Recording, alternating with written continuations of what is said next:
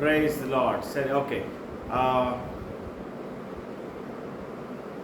ಇವತ್ತು ಕಡೆ ಭಾಗವಾಗಿ keep the faith in the promises of god, ಅದರ ಕಡೆ ಭಾಗವನ್ನು ನಾವು ನೋಡಲಿದ್ದೇವೆ. ಸೊ ಒಂದು ವಾರದಲ್ಲಿ ನಾವು ನೋಡಿದ ಎಲ್ಲ ಅಬ್ರಹಾಮನ ವಿಷಯವಾಗಿರ್ಬೋದು, ಸಾರಳ ವಿಷಯವಾಗಿರ್ಬೋದು, ಎಲ್ಲವೂ ಕೂಡ ಅವರು ದೇವರಲ್ಲಿ ಇಟ್ಟಂಥ ನಂಬಿಕೆಯನ್ನು ಸೂಚಿಸ್ತದೆ. ಮತ್ತು ದೇವರು ಆ ನಂಬಿಕೆಯನ್ನು ಯಾವ ರೀತಿಯಾಗಿ ಘನಪಡಿಸ್ತಾನೆ, ಗೌರವಪಡಿಸ್ತಾನೆ ಅನ್ನೋದನ್ನು ನಾವು ನೋಡಿದ್ವಿ. ಇವತ್ತು ಸ್ವಲ್ಪ ಆ ಕಡೆ ದಾಟಿ ದೇವರು ನಮ್ಮಲ್ಲಿ ಯಾವ ವಿಧವಾದ ಕ್ರಿಯೆಗಳನ್ನು ಮಾಡ್ತಾನೆ ಅನ್ನೋದನ್ನು ನಾವು ಇವತ್ತು ನೋಡೋಣ. ಎಫೆಷಿಯನ್ಸ್ ಚಾಪ್ಟರ್ 1 ವರ್ಸ್ 19. ಎಫೆಸದವರಿಗೆ ಪೌಲನು ಎಫೆಸದವರಿಗೆ ಬರೆದ ಪತ್ರಿಕೆ 1ನೇ ಅಧ್ಯಾಯ 19.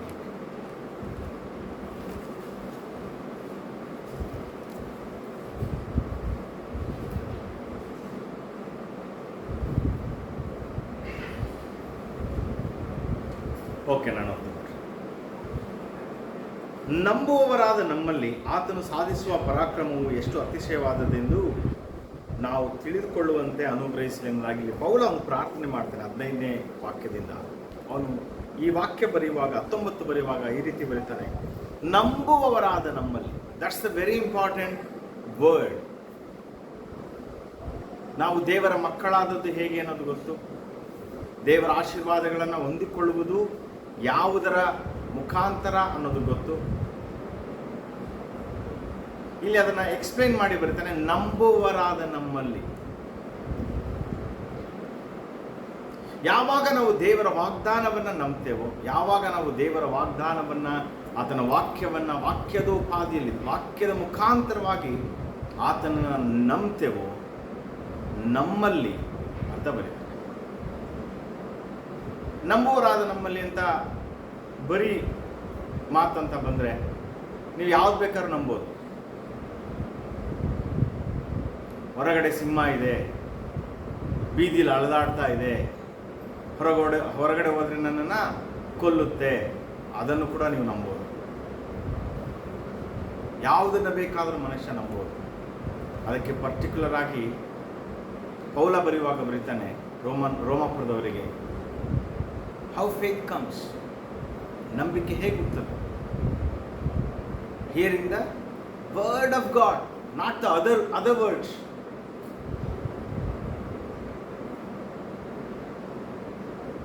ನಮ್ಮ ನಂಬಿಕೆ ದೇವರ ವಾಕ್ಯದಿಂದ ಉಂಟಾಗ್ತಕ್ಕಂಥ ನಂಬಿಕೆಗೆ ಮಾತ್ರನೇ ವ್ಯಾಲ್ಯೂ ದೇವರ ಸಮ್ಮುಖದಲ್ಲಿ. It's like a currency. ಆತನ ರಾಜ್ಯದಲ್ಲಿ ಯಾವುದು ಕೆಲಸ ಮಾಡ್ತದೆ ಅಂತ ಹೇಳಿದ್ರೆ, ಯಾವುದು ಕರೆನ್ಸಿ ಅಂತ ಹೇಳಿದ್ರೆ ನಂಬಿಕೆ ಮಾತ್ರನೇ. ನೀವು ನಂಬಿಕೆಯಿಂದಲೇ ಪರಲೋಕದಲ್ಲಿರ್ತಕ್ಕಂಥ ಕಾರ್ಯಗಳನ್ನು ಭೂಲೋಕಕ್ಕೆ ತರಲು ಸಾಧ್ಯ. ನಂಬಿಕೆನೇ ಮುಖ್ಯವಾದ ಭಾಗ. ಸೊ ಆಗ ನಂಬುವವರಾದ ನಮ್ಮಲ್ಲಿ ಆತನ ಏನು ಮಾಡ್ತಾನೆ ಅಂತ ಹೇಳಿದ್ರೆ, ತನ್ನ ಕಾರ್ಯವನ್ನ, ಆತನು ಸಾಧಿಸುವ ಪರಾಕ್ರಮವು ಎಷ್ಟು ಅತಿಶಯವಾದದ್ದೆಂದು ನಾವು ತಿಳ್ಕೊಳ್ಬೇಕು. ಆ ರೀತಿಯಾಗಿರ್ತಕ್ಕಂಥ ಜ್ಞಾನವನ್ನ ನಿಮಗೆ ಅನುಗ್ರಹಿಸಲಿ ಅಂತ ಬರ್ತಾರೆ. ಏನೋ ನಂಬಿದ್ವಿ, ಏನೋ ನಡೀತಾ ಇದೆ, ಆ ರೀತಿ ಅಲ್ಲ. ಹೌದ್ರಿ, ಸ್ವಾಮಿ ನಂಬ್ತೀರಾ? ನಂಬ್ತೀವಿ. ಚರ್ಚ್ಗೆ ಹೋಗ್ತೀವಿ. ಕಾಣಿಕೆ ಕೊಡ್ತೀರಾ? ದಶಮ ಕೊಡ್ತೀರಾ? ಕೊಡ್ತೀವಿ. ಪ್ರಾರ್ಥನೆ ಮಾಡ್ತೀರಾ? ಮಾಡ್ತೀವಿ. ಬೈಬಲ್ ಓದ್ತೀವಿ. ಇಷ್ಟು ಮಾತ್ರದಲ್ಲಿ ನಿಮ್ಮ ನಂಬಿಕೆ ಸೀಮಿತವಾಗದೆ, we are called by higher things. ದೇವರಿಂದ ನಾವು ಕರೆಯಲ್ಪಟ್ಟಿರ್ತಕ್ಕಂಥದ್ದು ನೋಡಿ. 18ರಲ್ಲಿ ಆತನು ನಿಮ್ಮ ಮನೋನೇತ್ರಗಳನ್ನು ಬೆಳಗಿಸಿ ಆತನಿಂದ ಕರೆಸಿಕೊಂಡವರಾಗಿರ್ತಕ್ಕಂಥ ನಾವು ನಿರೀಕ್ಷಿಸುವ ಪದವಿ ಎಂಥದೆಂದು, ದೇವ ಜನರೆಂಬ ಆತನ ಸ್ವಾಸ್ಥ್ಯದ ಮಹಿಮಾತಿಶಯವು ಎಂಥದ್ದೆಂಬುದನ್ನು ನಂಬುವವರಾದ ನಮ್ಮಲ್ಲಿ ಅಂತ ಕಂಟಿನ್ಯೂ ಮಾಡ್ತಾರೆ. ನಾನು ಯಾವಾಗಲೂ ಹೇಳ್ತೀನಿ, believe God for big things. Old ಟೆಸ್ಟ್ಮೆಂಟಲ್ಲಿ ಒಂದು ವಾಕ್ಯ ಈ ರೀತಿ ಹೇಳ್ತಾರೆ, ಅನಾವಶ್ಯಕವಾಗಿ ದೇವರ ಮಾತನ್ನ, ದೇವರ ನಾಮವನ್ನು ಉಪಯೋಗ ಮಾಡಬಾರ್ದು ಅಂತ ಬೈಬಲಲ್ಲಿ. ಎಕ್ಸಾಂಪಲ್ಗೆ, ಸಣ್ಣ ತಲೆನೋವು, ದೇವರೇ ಸ್ವಲ್ಪ ಅನ್ಬಾರ್ದು ಅಂತ ಅದರ ಅರ್ಥ. Why? You have the authority rebuke. Don't call God. Why? You are the temple of God. ಆ ಕಾನ್ಷಿಯಸ್ ಆ ಒಂದು ಪ್ರಜ್ಞೆ ನಮ್ಮಲ್ಲಿರಬೇಕು ಅಂತ ಅರ್ಥ. I am not talking about against God or against God name. ದೇವರ ನಾಮಕ್ಕೆ ವಿರುದ್ಧವಾಗಿ ನಾನು ಹೇಳ್ತಾ ಇಲ್ಲ ಇಲ್ಲಿ. ಈ ಎಕ್ಸಾಂಪಲ್, ನೀವು ದಾರಿಲಿ ನಡೆಯುವಾಗ ಮುಳ್ಳು ಚುಚ್ಕೊಂಡ್ಬಿಟ್ಟು ತಿಟ್ಕೊಳ್ಳೋಣ. ಹಂಗೇ ಕುಂತ್ಕೊಂಡು ಮನೆಗೆ ಬಂದು ನಿಮ್ಮ ಯಜಮಾನ್ರ ಹತ್ರನೋ ಇಲ್ಲ ನಿಮ್ಮ ತಂದೆ ತಾಯಿ ಹತ್ರನೋ, ಅಮ್ಮ ನನ್ನ ಕಾಲಿಗೆ ಮುಳ್ಳು ಚುಚ್ಚಿಬಿಟ್ಟಿದೆ ತೆಗಿ ಅಂತ ಹೇಳ್ತೀರಾ, ನೀವೇ ಕಿತ್ತಾಕೊಂಡು ಬರ್ತೀರಾ ಅಂತ ಹೇಳಿದ್ರೆ, ನಾನು ಹೇಳಿದ್ನಲ್ಲ, ಒಂದು ಸಣ್ಣ ತಲೆನೋವು, ಯಾವುದೋ ಒಂದು ಸಣ್ಣ ವಿಷಯ ಅಂತ ಹೇಳಿದಾಗ ನೀವು ಡೈರೆಕ್ಟಾಗಿ ರಿಬ್ಯೂಕ್ ಮಾಡೋದೇ first thing, the right thing. ಇಲ್ಲ, ಒಂದು ರಾಡ್ ಚುಚ್ಕೊಂಡ್ಬಿಟ್ಟಿದೆ ನಿಮ್ಮ ಕಾಲಲ್ಲಿ ಅಂತ ಇಟ್ಕೊಳ್ಳೋಣ, ಅದನ್ನ ಕಿತ್ಕೊಳ್ಳೋಕ್ಕಾಗೋದಿಲ್ಲ. ಈಗ ಏನು ಮಾಡ್ಬೇಕು? ಯಾರಾದ್ರೂ ಸಹಾಯ ತಗೋಬೇಕಿಲ್ಲ, ಅಟ್ಲೀಸ್ಟ್ ಹಾಸ್ಪಿಟ್ಲಿಗೆ ಹೋಗ್ಬೇಕು, ಡಾಕ್ಟರ್ ನೋಡ್ಬೇಕು. ಆಗ ನೀವು ದೇವರ ನಾಮವನ್ನು ಹೇಳೋದು, ಅದೇ ರೀತಿಯಾಗಿರ್ತಕ್ಕಂಥ ಪರಿಸ್ಥಿತಿ ನಿಮ್ಮ ಜೀವಿತದಲ್ಲಿ ಉಂಟಾಗುವಾಗ ದೇವರ ನಾಮವನ್ನು ಹೇಳೋದು, that's not wrong, that's the right thing. ರಾಡ್ನ ಕೂತ್ಕೊಂಡು ಕೆಲವರೆಲ್ಲ ಉಲ್ಟಾ.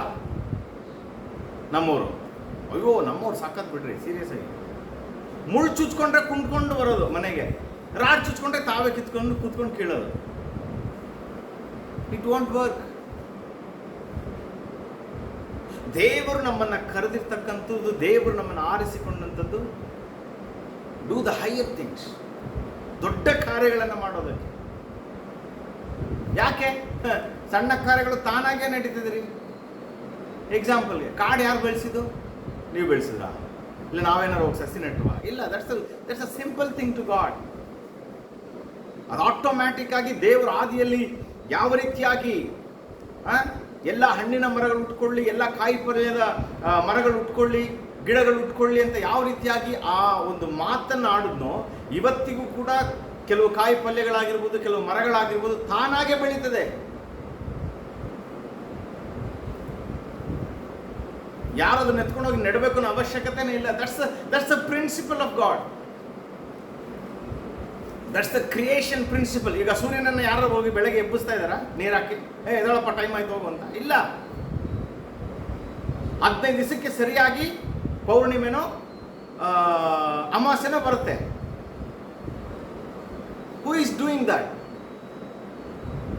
ಅದು ದೇವರ ವಾಕ್ಯದ ನಿಯಮದಲ್ಲಿ ಚಲಿಸ್ತಾ ಇದೆ, ನಡೀತಾ ಇರ್ತದೆ, ಯುಗಾಂತರಕ್ಕೂ ನಡೀತಾನೆ ಇರ್ತದೆ. ಅದು ನಾವು ಆ ಥರ ಅಲ್ಲ. ನಮ್ಮನ್ನ ಕರೆದಿರ್ತಕ್ಕಂಥದ್ದು do the higher things. It's not a routine things. ನಿರಂತರವಾಗಿ ಏನು ಮಾಡ್ತೀವಿ ಅದಲ್ಲ.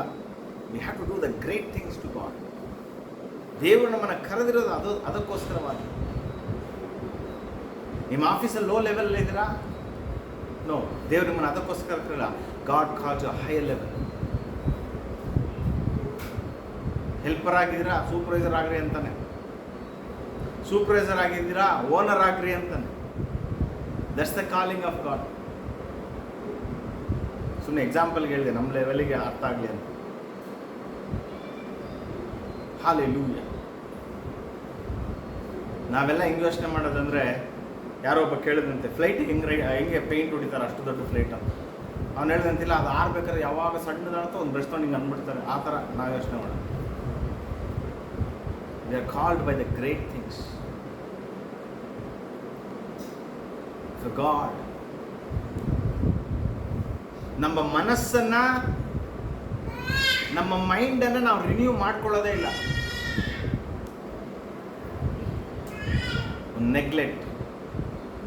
Neglect the right word.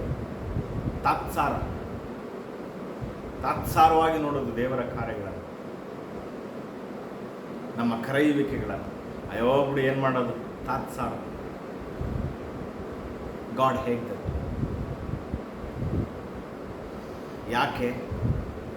ಯಾಕೆ ಯಾಕೆ ದೇವರು ಅದನ್ನು ದೊಡ್ಡ ಅಫೆನ್ಸ್ ಆಗಿ ತಗೊಳ್ತಾನೆ ಗೊತ್ತಾ? ನಾವು ನಂಬಿಟ್ಟಿದ್ದೀವಿ, ಅದಕ್ಕೆ ಎಲ್ಲರಿಗೂ ತಗೊಳ್ಳೋದಿಲ್ಲ. ಆ ಥರ ನಂಬುವರಾದ ನಮ್ಮಲ್ಲಿ ಮಾತ್ರ ಆ ಕಾರ್ಯಗಳನ್ನು ಎದುರು ನೋಡ್ತಾರೆ. ಕೆಳಗಡೆ ವಾಕ್ಯ ನೋಡಿ, ಇನ್ನೊಂದು ವಾಕ್ಯ ಓದ್ತೀನಿ, 20 ನೋಡ್ರಿ. ಆತನ ಬಲಾತಿಶಯವು ಎಷ್ಟು ಮಹತ್ತಾದದ್ದೆಂದು ಕ್ರಿಸ್ತನಲ್ಲಿ ತೋರಿ ಬಂದಿದೆ. ಆಗ ನಾವು ಕ್ರಿಸ್ತನನ್ನು ನೋಡುವಾಗಲೇ ಆತನ ಬಲಾತಿಶಯವು ಎಷ್ಟು ಮಹತ್ತಾದದ್ದೆಂದು ನಾವು ಗ್ರಹಿಸ್ಕೋಬೇಕಾಗಿದೆ.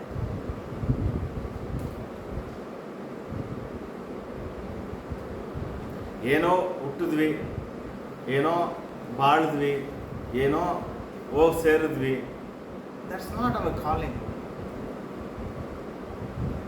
ವಾಕ್ಯ ಒಂದು ಕಡೆ ಹೇಳ್ತಿದೆ, ನೀತಿವಂತನನ್ನು ತಲೆಮಾರುಗಳಿಗೆ ಜ್ಞಾಪಕ ಮಾಡ್ಕೊಳ್ತಾರೆ ಅಂತ. ಆ ಥರ ಕೆಲಸ ಮಾಡೋಕ್ಕೆ ನಾವು ರೆಡಿ ಇದ್ದೀವ? ಅಟ್ಲೀಸ್ಟ್ ಯೋಚನೆ ಮಾಡ್ತೀವ? ನೋ. ನಮಗೇನು ಚೆನ್ನಾಗಿ ಊಟ ಮಾಡಬೇಕು, ಚೆನ್ನಾಗಿ ಉಡಬೇಕು, ಫೇಸ್ಬುಕ್ಕಲ್ಲಿ ಒಂದು 4 ರೀಲ್ಸ್ ಹಾಕಬೇಕು, ಏನೋ. ದೇವರು ನಮ್ಮನ್ನು ಆ ಚೀಪ್ ಕೇವಲವಾಗಿರೋದಕ್ಕೆ ದೇವರು ನಮ್ಮನ್ನು ಕರೆಯಲಿಲ್ಲ. ದೇವರು ನಮ್ಮನ್ನು ಅದ್ಭುತಗಳನ್ನು ಮಾಡೋದಕ್ಕೆ, ಮಹತ್ ಕಾರ್ಯಗಳನ್ನು ಮಾಡೋದಕ್ಕೆ, ಆತನ ನಾಮವನ್ನು ಮಹಿಮೆ ಪಡಿಸೋದಕ್ಕೋಸ್ಕರ ಕರೆದಿರೋದು. Yes, eating a good food, wearing a good clothes, living in a good home, it's a default in the kingdom of God. ದೇವರ ರಾಜ್ಯದಲ್ಲಿ ನೀನು ಚೆನ್ನಾಗಿ ಊಟ ಮಾಡೋದು, ಚೆನ್ನಾಗಿ ಉಡುವುದು, ಒಂದು ಒಳ್ಳೆ ಮನೆಗಳಲ್ಲಿ ವಾಸ ಮಾಡ್ತಕ್ಕಂಥದ್ದು, ಇಟ್ಸ್ ಅ ಕಾಮನ್ ಥಿಂಗ್. ನಾವು ಯಾವುದನ್ನ ದೊಡ್ಡದಾಗಿ ಅನ್ಕೊಂಡಿದ್ದೀವಿ ಅಂತ ಹೇಳಿ ಕಾಮನ್ ಥಿಂಗ್ನ ದೊಡ್ಡದು ಅನ್ಕೊಂಡ್ಬಿಟ್ಟಿದ್ದೀವಿ. ದೊಡ್ಡ ಥಿಂಗ್ನ ನಾವು ಯೋಚನೆ ಮಾಡೋದೇ ಇಲ್ಲ. ಯಾಕೆ? ಈ ಕಾಮನ್ ಥಿಂಗೇ ನಮಗೆ ದೊಡ್ಡದು. ಒಂದು ಮನೆ ಕಟ್ಟಬೇಕು, ಒಂದು ಕಾರ್ ತಗೋಬೇಕು, ಮಕ್ಕಳನ್ನ ಒಂದು ಒಳ್ಳೆ ಸ್ಕೂಲಲ್ಲಿ, ಕಾಲೇಜಸಲ್ಲಿ ಓದಿಸ್ಬೇಕು, ಒಂದು ಒಳ್ಳೆ ವರಮಾನ ನಮಗೆ ಬರಬೇಕು. It's in the kingdom of God it's a very common thing. Understand that. ಲೋಕ ಪ್ರಕಾರವಾಗಿರೋನೇ ಆ ಥರ, ಅದಕ್ಕಿಂತ ನಮಗಿಂತ ಕ್ವಾಲಿಟಿ ಲೈಫಲ್ಲಿ ಇದ್ದಾನೆ. Why? Because that's the common ಅವರಿಗೆ. ಅದು ದೇವರ ಮಕ್ಕಳಾಗಿರ್ತಕ್ಕಂಥ ನಮಗೆ, ಆತನ ರಾಜ್ಯದಲ್ಲಿ ವಾಸ ಮಾಡ್ತಾ ಇರ್ತಕ್ಕಂಥ ನಮಗೆ ಆಗ ಈ ವಿಷಯ ದೊಡ್ಡದಾಗಿ ಯಾಕೆ ಕಾಣಿಸುತ್ತೆ ಅಂತ ಹೇಳಿದ್ರೆ, V are not planning for a great things. ಯಾವಾಗ ದೊಡ್ಡ ಕಾರ್ಯಗಳಿಗೆ ನಮ್ಮ ಮನಸ್ಸನ್ನು, ನಮ್ಮ ಹೃದಯವನ್ನು ನಾವು ತಿರುಗಿಸೋದಿಲ್ವೋ, ನಮಗಿರ್ತಕ್ಕಂಥ ಸಣ್ಣ ಸಣ್ಣ ವಿಷಯಗಳು ದೊಡ್ಡದಾಗಿ ನಮ್ಮ ಕಣ್ಣುಗಳನ್ನು ಮರೆ ಮಾಡ್ತದೆ. ಬರೀ ಒಂದು ಬೆರಳಿಂದ ಒಂದು ಕಣ್ಣನ್ನು ಮುಚ್ಚಬಹುದಾ? ಮುಚ್ಚಕ್ಕಾಗೋದಿಲ್ಲ. It's very impossible, very possible. ಕರೆಕ್ಟಾಗಿ ಹಿಂಗೆ ಹಿಡ್ಕೊಂಡ್ರೆ ಒಂದು ಕಣ್ಣು ಮುಚ್ಚಬಹುದು, ಇನ್ನೊಂದು ಕಣ್ಣು ಮುಚ್ಕೋಬೋದು. ಎದುರುಗಡೆ ಹಿಂಗೆ ಹಿಡ್ಕೊಂಡ್ರೆ ಹಿಂದ್ಗಡೆ ಇರೋದು ಕಾಣೋದೇ ಇಲ್ಲ. It's exactly like that. ಯಾವಾಗ ಸಣ್ಣ ವಿಷಯಗಳು ನಮ್ಮ ಜೀವಿತದಲ್ಲಿ ನಾವು ದೊಡ್ಡದಾಗಿ ನೋಡೋಕ್ಕೆ ಪ್ರಾರಂಭ ಮಾಡ್ತೀವೋ, ದೊಡ್ಡ ವಿಷಯಗಳ ಮೇಲೆ ನಮ್ಮ ಗಮನ ಹೋಗೋದಕ್ಕೆ ಸಾಧ್ಯನೇ ಇಲ್ಲ. ಯಾವಾಗ ಈ ಸಣ್ಣ ವಿಷಯಗಳನ್ನು ನಾವು ಇಗ್ನೋರ್ ಮಾಡ್ತೀವೋ, ತಾತ್ಸಾರ ಮಾಡ್ತೀವೋ, ದೊಡ್ಡ ವಿಷಯಗಳು ನಮಗೆ ಕಾಣಿಸೋದಕ್ಕೆ ಪ್ರಾರಂಭ ಆಗ್ತದೆ. ಸತ್ತವರೊಳಗಿಂದ 20 ನೋಡಿ, ಆತನು ಸತ್ತಿದ್ದ ಕ್ರಿಸ್ತನನ್ನು ಬದುಕಿಸಿ ಪರಲೋಕದೊಳಗೆ ಸಕಲ ರಾಜ್ಯತ್ವ, ಅಧಿಕಾರ, ಮಹತ್ವ, ಪ್ರಭುತ್ವಾದಿಗಳ ಮೇಲೆಯೂ ಈ ಲೋಕದಲ್ಲಿ ಮಾತ್ರವಲ್ಲದೆ ಬರುವ ಲೋಕದಲ್ಲಿ ಸಹ ಹೆಸರುಗೊಂಡವರೆಲ್ಲರ ಮೇಲೆಯೂ ತನ್ನ ಬಲಗಡೆಯಲ್ಲಿ ಕೂಡಿಸಿಕೊಂಡನು. ಆತನು ಸಮಸ್ತವನ್ನು ಕ್ರಿಸ್ತನ ಪಾದಗಳ ಕೆಳಗೆ ಹಾಕಿದನು.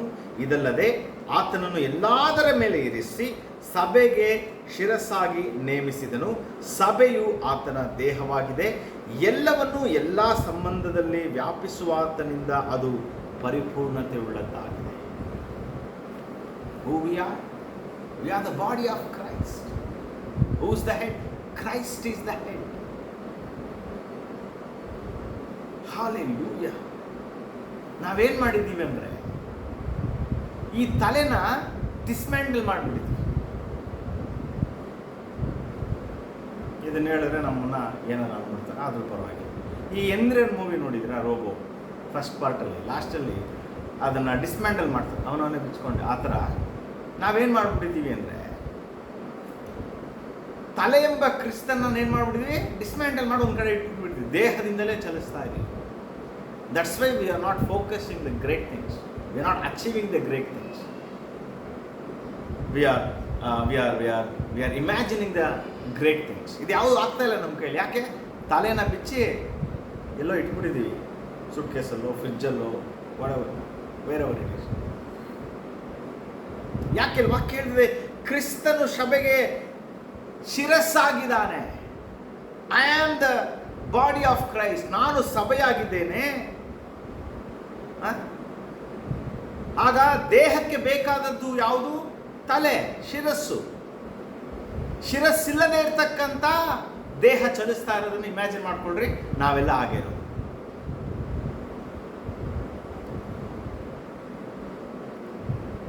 ಸೂಪರ್ ನ್ಯಾಚುರಲ್ ವಿಷಯ ನಮ್ಮ ಲೈಫಲ್ಲಿ ನಡಿಬೇಕು ಅಂತ ಹೇಳಿದ್ರೆ we have to believe supernatural things ಅಲ್ಲ.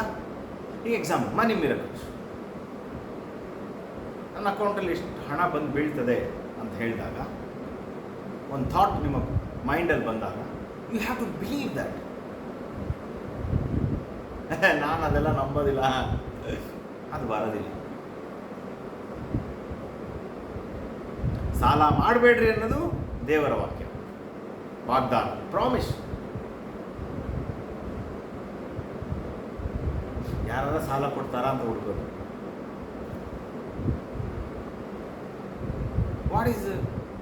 What is the meaning? ಆಗ ದೇವರ ವಾಕ್ಯವನ್ನು ನಾವೇನು ಮಾಡ್ತಾ ಇದ್ದೀವಿ?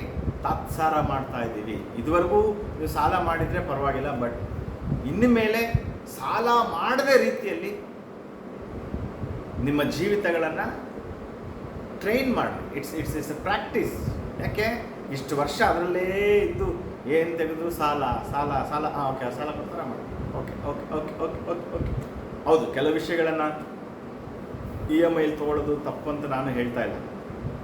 ಅದು ನಿಮ್ಮ ಕೆಪಾಸಿಟಿ ಒಳಗಡೆ ಇದ್ದರೆ ದಟ್ಸ್ ನಾಟ್ ರಾಂಗ್. ಎಕ್ಸಾಂಪಲ್, ಒಂದು 20,000 ಫ್ರಿಜ್ ತಿಂಗಳಿಗೆ 2,000 ಕಟ್ತೀನಿ, ನನ್ನ ಕೈಲಿ ಆಗತ್ತೆ ಅಂತ ಹೇಳಿದಾಗ ಅದು ನೀಡೆ.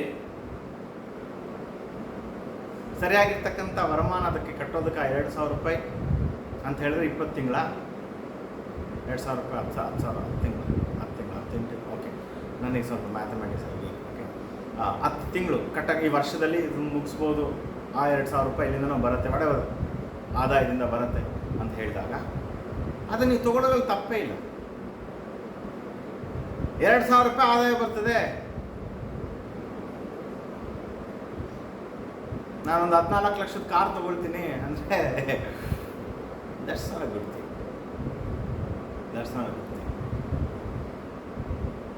ಯಾಕೆ? ನೀವು 15 ಲಕ್ಷ ಕಾರ್ ತೊಗೊಂಡ್ರೆ EMI ಎಷ್ಟು ಬರ್ತದೆ ನಿಮಗೆ? ಆಲ್ಮೋಸ್ಟ್ 20+ ಬರುತ್ತೆ. ನಿಮ್ಮ ಸಂಬಳ ಎಷ್ಟು? ಒಂದು 60,000 ಇಟ್ಕೊಳ್ಳೋಣ ಸಂಬಳ. ಎಕ್ಸಾಂಪಲ್, ಒಂದು 60,000 ಸಂಬಳ ಇಟ್ಕೊಳ್ಳೋಣ. ಓಕೆ ಬಿಡು, 40,000 ಇದೆ, ಇನ್ನು 20,000 ಕಟ್ಟೋಣ, ಪರವಾಗಿಲ್ಲ. ಓಕೆ, 40,000 ಸಂಬಳ ಬರುತ್ತೆ.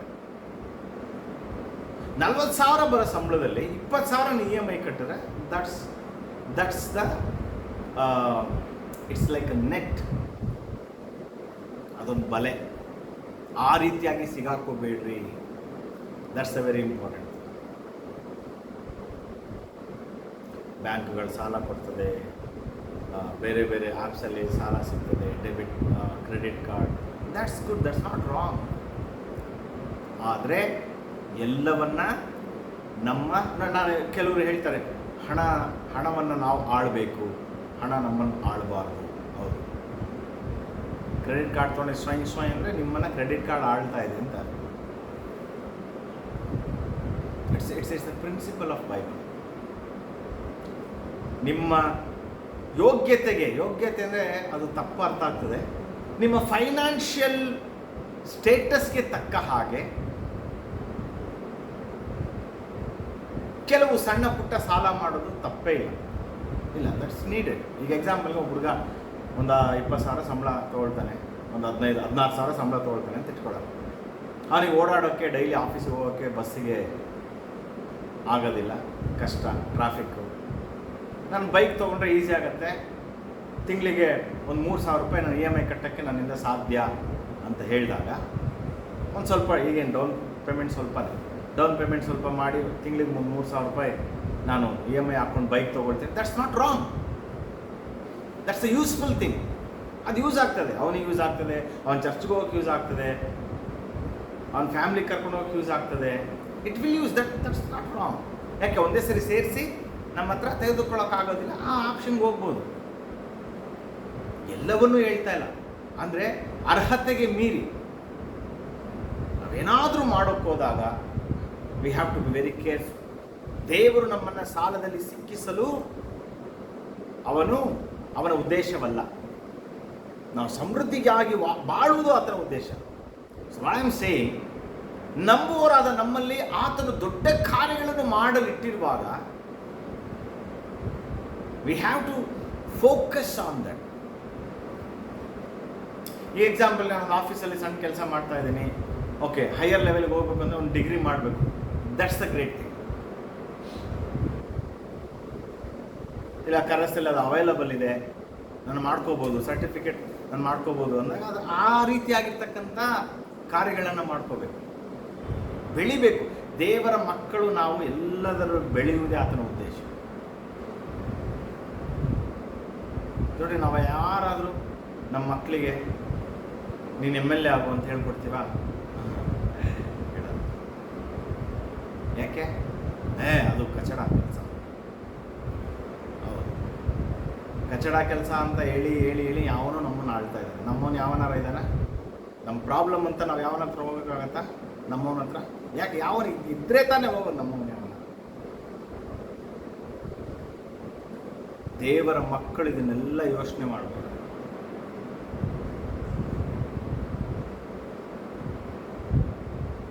ದೇವರು ನಮ್ಮನ್ನು ಆಳುವುದಕ್ಕೆ ಕರೆದಿದ್ದಾನೆ, ಆಳ್ವಿಕೆ ಮಾಡೋದಕ್ಕೆ ದೇವರು ನಮ್ಮನ್ನು ಕರೆದಿದ್ದಾನೆ.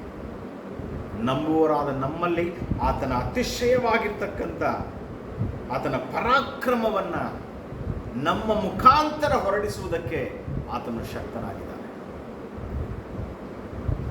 ಬಿಸ್ನೆಸ್ ಮಾಡೋರು ಬಿಸ್ನೆಸ್ ಮಾಡೋದು, ಕೆಲಸ ಮಾಡೋರು ಕೆಲಸ ಮಾಡೋದು, ಇದು ದೇವರ ಚಿತ್ತ, ಉದ್ದೇಶ. ಮಿರಕಲ್ ಮನಿ ಬಂದರೆ ಬರಲಿ ಬಿಡ್ರಿ, ಸೂಪರ್, ಬಿಲೀವ್ ದಟ್. ಎಕ್ಸಾಂಪಲ್, ನನ್ನ ಇರ್ತಕ್ಕಂಥ ಎಲ್ಲ ಸಾಲ ಒಂದು ಶಾರ್ಟಲ್ಲಿ ದೇವ್ರು ಕ್ಲಿಯರ್ ಮಾಡಿಬಿಟ್ರೆ ಸೂಪರ್, ನಂಬ್ರಿ, ಇಟ್ ವಿಲ್ ಹ್ಯಾಪನ್. ನಾವು ಯಾಕದು ನಂಬೋದಿಲ್ಲ? ನಾವು ಅದು ಹೆಂಗೆ ಸಾಧ್ಯ, ನನ್ನ ಸಾಲ ತೀರ್ಸೋಕ್ಕಾಗ್ತದ? ಆಗಲ್ಲ, ಸತ್ಯವಾಗ್ಲೂ ಆಗಲ್ಲ. Why? Because you are not believing the supernatural, you are not inviting the supernatural in your life. ಒಂದು ಡಬಲ್ ಪ್ರಮೋಷನ್ ಸಿಕ್ಬಿಟ್ರೆ ಆ ಸಾಲ ಏನೂ ಇಲ್ಲ.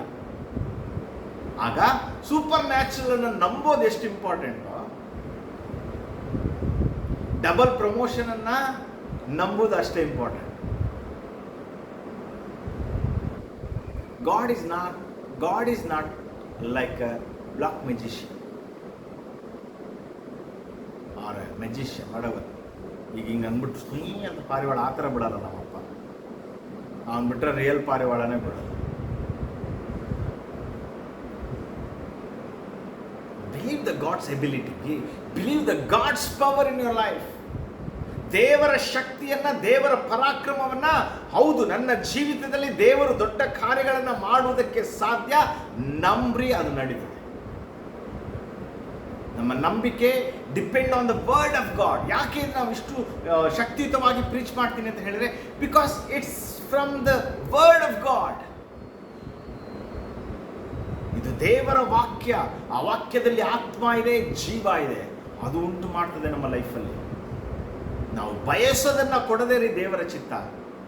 ನಾವು ಬಯಸೋದನ್ನ ಧಾರಾಳವಾಗಿ, ಹೇರಾಳವಾಗಿ ಕೊಡ್ತಕ್ಕಂಥದ್ದೇ ದೇವರ ಚಿತ್ತ. ನಾವು ಓದ್ತೀವಿ, ಆತನು ಇಲ್ಲದನ್ನ ಇದ್ದಂತೆ ಕರೆಯುವ ದೇವರು. ಎಸ್, ನನ್ನ ಲೈಫಲ್ಲಿ ಇದಿಲ್ಲ, ನನ್ನ ಲೈಫಲ್ಲಿ ಕಾರ್ ಇಲ್ಲ. When you believe the word of God, when you believe the promise of God, keep the faith in the promise of God, and you call the things, it will come to exist. Hallelujah. That's the power in your faith.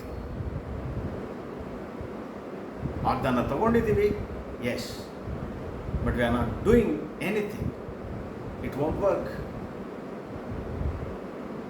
ಈ ವರ್ಷದ ವಾಗ್ದಾನ ಏನು? ಈಸಾಕನು ಆ ದೇಶದಲ್ಲಿ ಬೀಜವನ್ನು ಬಿತ್ತಿದನು, ಅದೇ ವರ್ಷದಲ್ಲಿ 100ರಷ್ಟು ಹೊಂದಿದನು, ದೇವರು ಅವನನ್ನು ಆಶೀರ್ವದಿಸಿದನು. This is the promise of God, this word, this year. ಬೀಜ ಇಟ್ಕೊಂಡು ಕೈಯಲ್ಲಿ ದೇವರೇ believing no, you have to sow in the land. ನಂಬಿಕೆ ಮನಸ್ಸಲ್ಲಿದ್ರೆ ಸಾಕಾಗೋದಿಲ್ಲ. When you act through the faith, it will work. Hallelujah. So ಪ್ರತಿ ಸಾರಿ ದೇವರ ವಾಗ್ದಾನಗಳನ್ನು ನಾವು ನೋಡುವಾಗ, ದೇವರ ಕಾರ್ಯಗಳನ್ನು ನಾವು ಓದುವಾಗ, ಆ ಪ್ರತಿ ಘಟನೆ ನಮ್ಮ ನಂಬಿಕೆ. ಒಂದು ವಿಷಯ ನಾನು ಇನ್ನೊಂದು ಹೇಳ್ತೀನಿ ನೋಡಿ. ನೀವು ಬೈಬಲ್ ಓದ್ತೀರಾ ಅಂತ ಇಟ್ಕೊಳ್ಳೋಣ, ರೆಗ್ಯುಲರ್ ಆಗಿ ಇವರ ಬೈಬಲ್ ರೀಡರ್. ಅಯ್ಯೋ, ಈ ಒಂದು ಪೋರ್ಷನ್ ಓದ್ತೀರಿ, ಇದರ ನಂಬಿಕೆನೇ ಹೊರಟೋಯ್ತು ಅಂತ ಯಾವಾಗ ಹೇಳಕ್ಕೆ ಸಾಧ್ಯನಾ? No, never. ಈ ಪೋರ್ಷನ್ ಓದಿರಿ, faith raised in my heart ಅಂತಕ್ಕಂಥ ಮಾತುಗಳನ್ನು ಕೇಳಿಸ್ಕೋಬೋದು. ಯಾಕೆ? ಪ್ರತಿ ವಾಕ್ಯವೂ ಕೂಡ ನಂಬಿಕೆಯನ್ನು ಹುಟ್ಟಿಸುವಂಥದ್ದು ಸತ್ಯವೇದ.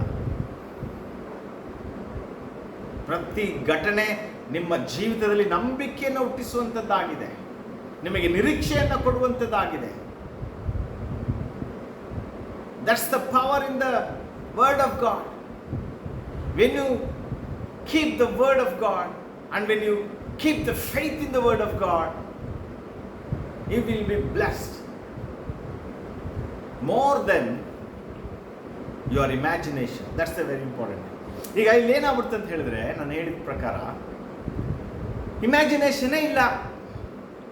ನಾನು ಹೋದ ವಾರದಲ್ಲಿ ಅದನ್ನು ಮಾತಾಡಿದೆ. ನಂಬಿಕೆ ಇದೆ, ವಾಕ್ಯ ಇದೆ, ಅರಿಕೆ ಇದೆ, ಇಮ್ಯಾಜಿನೇಷನ್ನೇ ಇಲ್ಲ. ಅದು ಕೆಲಸ ಮಾಡಲ್ಲ. ಹಂಗಾದ್ರೆ ಇಮ್ಯಾಜಿನೇಷನ್ ಮಾಡಿದ್ರೆ ಮಾತ್ರ ಕೆಲಸ ನಡೀತದ? ಆ ಥರ ನಡೆಯಲ್ಲ. Bible says the promise of god is what? ಏನು ಗೊತ್ತಾ? ನೀನು ನಂಬುವುದಕ್ಕಿಂತಲೂ ಬೇಡುವುದಕ್ಕಿಂತಲೂ ಅಧಿಕವಾಗಿ ಮಾಡುವುದೇ ದೇವರ ವಾಕ್ಯ.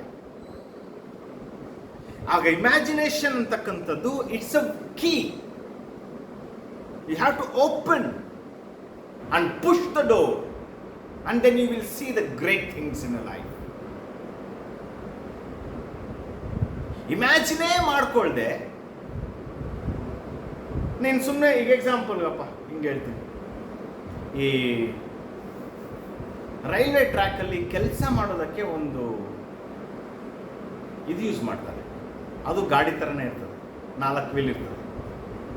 ಸುಮ್ಮನೆ ಒಂದು ಟ್ರೇ ಥರ ಇರ್ತದೆ, 4 ವೀಲ್ ಇರ್ತದೆ. ಅದೆಷ್ಟು ಜನ ನೋಡಿದ್ದೀವಿ?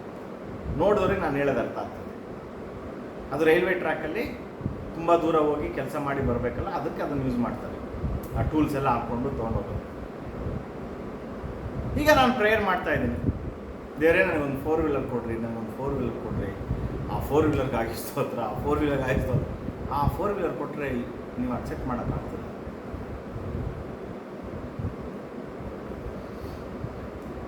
ಅಪ್ಪ, ನಿನ್ನ ನಂಬಿಕೆ ಪ್ರಕಾರ, ನಿನ್ನ ಅರಿಕೆ ಪ್ರಕಾರ ನೀನು ಕೇಳಿದ್ದೇನು? 4 ವೀಲರ್. ದೇವ್ರು 4 ವೀಲರ್ ಕೊಟ್ಟನಲ್ಲ, ತಗೊಳ್ಳೋದು ತಾನೆ. ಯಾಕೆ ಇಮ್ಯಾಜಿನೇಷನ್ ಬೇಕು ಅಂತ ಹೇಳ್ತಾ ಇದ್ದೀನಿ ಅನ್ನೋದು ಅರ್ಥ ಆಗ್ತಾ ಇದೆಯಾ? You have to particularly, you have to say, you have to imagine. ಒಂದು ಕಾರ್ ಬೇಕು, ಯಾವ ಥರ ಬೇಕು? ಸೆಡಾನ, ಹ್ಯಾಚ್ ಬ್ಯಾಕ, XUV-ನ, MUV-ನ? You have to imagine that.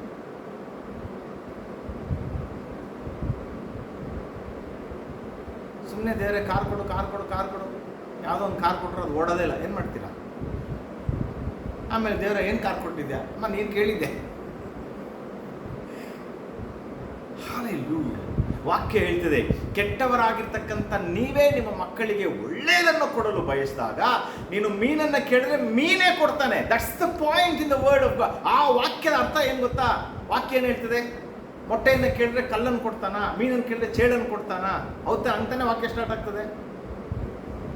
ಆಗ ಮೀನನ್ನು ಕೇಳಿದರೆ ಮೀನೇ ಕೊಟ್ಟಿರೋನು, ಮೊಟ್ಟೆನ ಕೇಳಿದರೆ ಮೊಟ್ಟೆನೇ ಕೊಟ್ಟಿರೋನು ನೋಡ್ರಿ. That's a very important thing. When we ask from the promise of God, when we believe in the promise of god,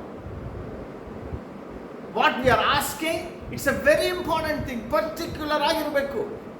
god love the things. ಆ ರೀತಿಯಾಗಿರ್ತಕ್ಕಂಥದ್ದು ಸಖತ್ ಇಷ್ಟಪಡ್ತಾನೆ. Hallelujah. So keep the faith in the promise of God. Hallelujah. God bless you.